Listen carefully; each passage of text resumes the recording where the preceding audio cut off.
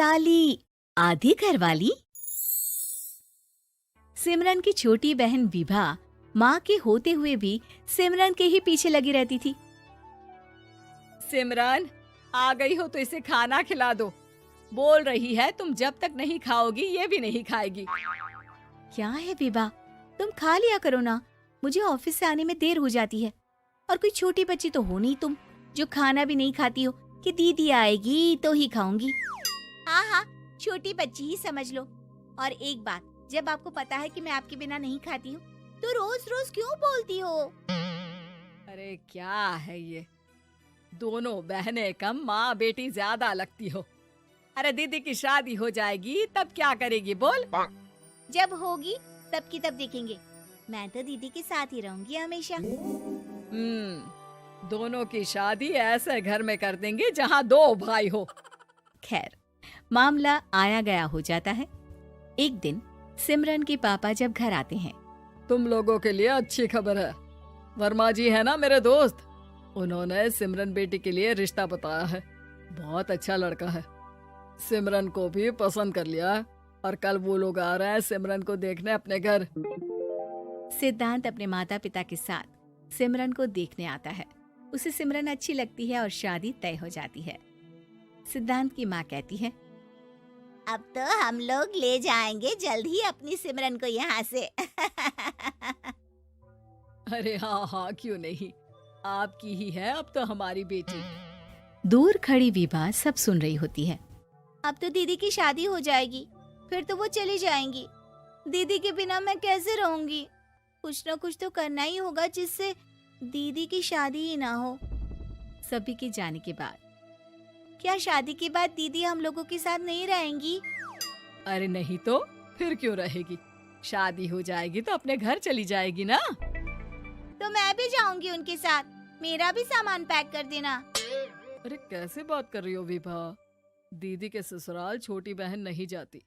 हाँ, कभी कभी जाकर मिलाना और रोज फोन पर भी बात कर लेना, ठीक है? नहीं पापा, आप तो जानते हैं मैं दीदी के बिना खाना भी नहीं खाती, ना ही मुझे उनके बिना नींद आती है। सिमरन बहन की बात सुनकर इमोशनल हो जाती है।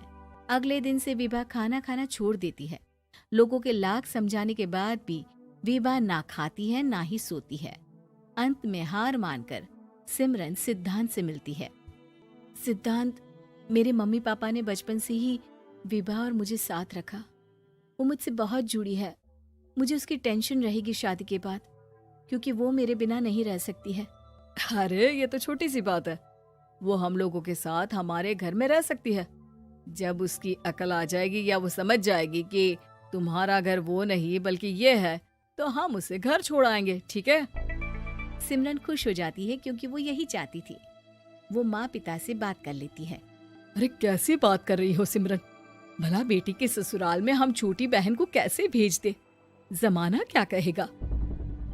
अरे तो पागल हो गया है, मना कर दे। इस शादी में इन लोगों का तो ये चलता ही रहेगा।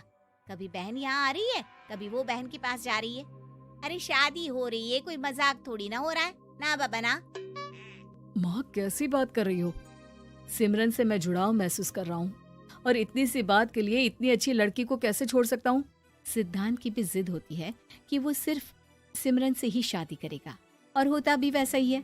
सिद्धांत और सिमरन की शादी हो जाती है और दहेज में आ जाती है विभा। शादी के बाद बुआ सास कहती है,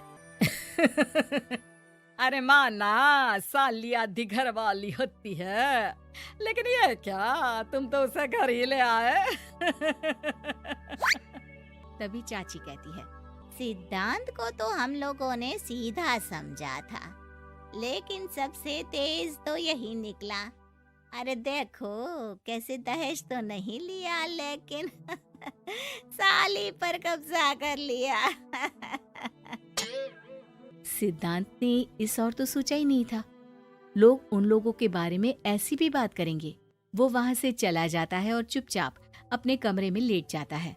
क्या हुआ सिद्धांत, तुम अचानक से परेशान हो गए, कोई बात है क्या? अरे नहीं नहीं, वो थक गया था ना, शादी की सारी तैयारी और रस्मों के बीच, सोच रहा हूँ थोड़ा आराम कर लूँ। हाँ ठीक है, आप लेट जाइए, मैं विभा का बेड लगा देती हूँ जमीन पर। क्या वो यहाँ सोएगी? हाँ, बताया तो था कि उसे नींद नहीं आती मेरे बिना। तो तुम आराम से लेटो ऊपर, हम लोग नीचे बिछा लेते हैं। अरे नहीं नहीं, तुम दोनों आराम से लेटो ऊपर, मैं माँ पापा के रूम में जा रहा हूँ। सिद्धांत वहाँ से दूसरे कमरे में चला जाता है, जहाँ सिद्धांत के पिता उससे कहते हैं, क्या बात है बेटा, तू उस कमरे में क्यों नहीं सो रहा?